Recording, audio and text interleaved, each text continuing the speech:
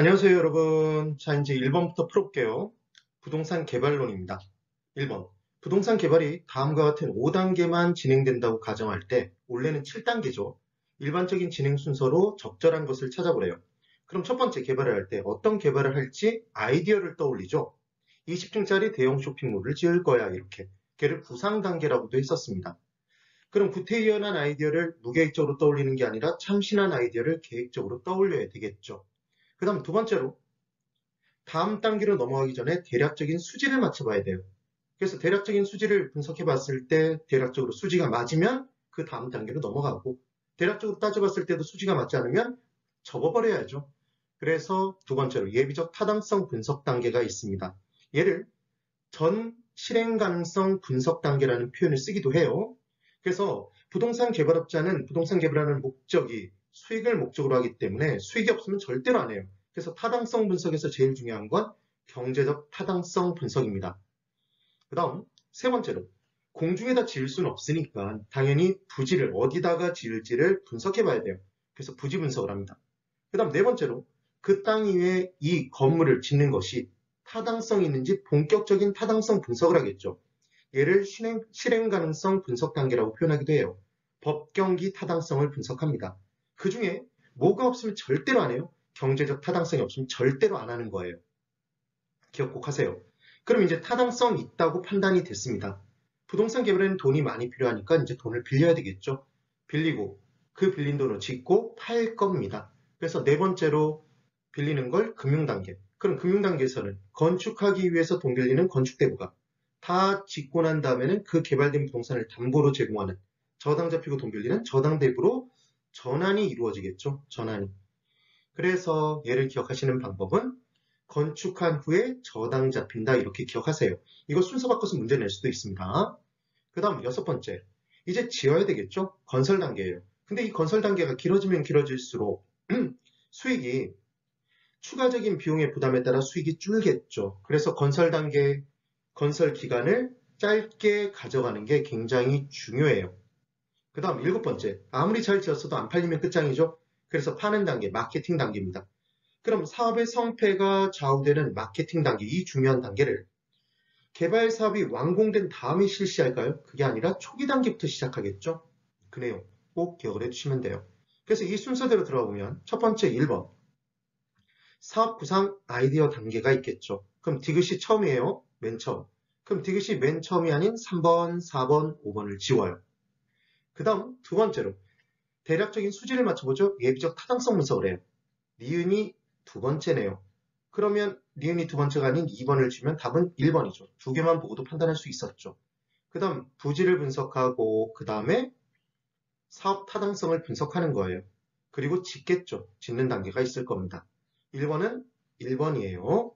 그 다음 2번 부동산 개발 단계 중 마케팅에 관한 설명으로 틀린 것을 골라보래요. 개발 활동에서 마케팅이 정말 중요하다는 얘기를 했습니다. 그럼 1번. 부동산 개발의 성공 여부는 개발 사업의 시장성에 달려있다고 볼 수 있다. 이때 시장성이라는 건 분양 또는 임대될 가능성을 얘기해요. 그래서 시장 분석과 시장성 분석은 다르다라는 게 포인트였죠. 시장은 누가 만나는 곳이었어요? 수요자와 공급자가 만나는 곳. 그래서 시장 분석은 수요와 공급을 분석하는 겁니다. 근데 시장성 분석이라는 것은 분양될 가능성, 임대될 가능성을 따지는 거였죠. 그래서 이 둘은 다르다라는 걸 반드시 기억해 두시고요.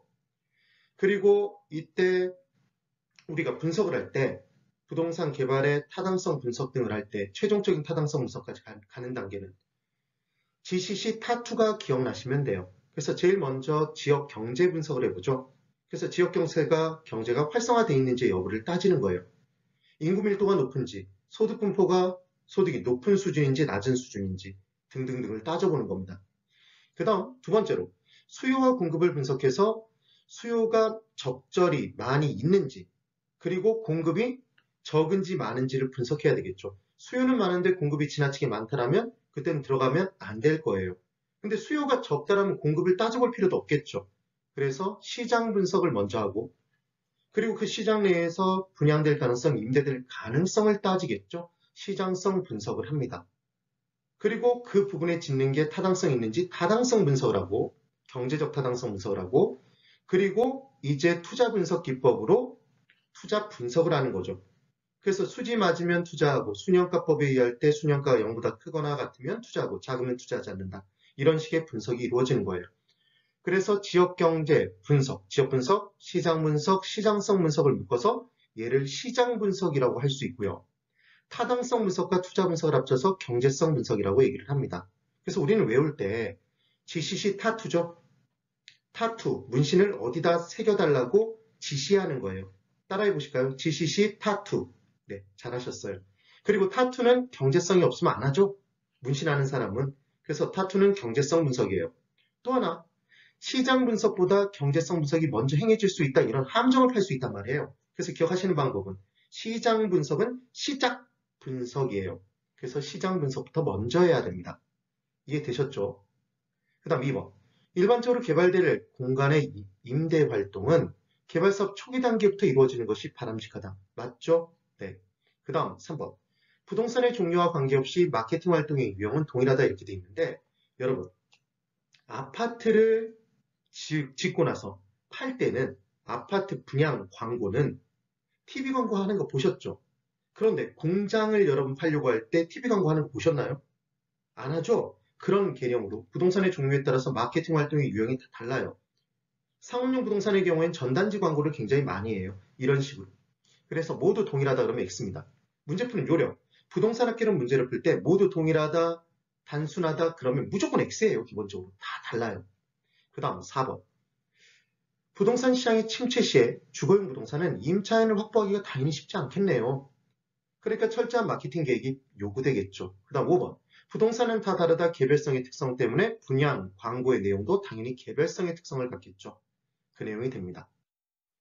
이제 3번. 부동산 개발 사업의 진행 과정에서 시행사 또는 시공사가 스스로 관리할 수 있는 위험으로 옳은 것 이렇게 되어 있습니다.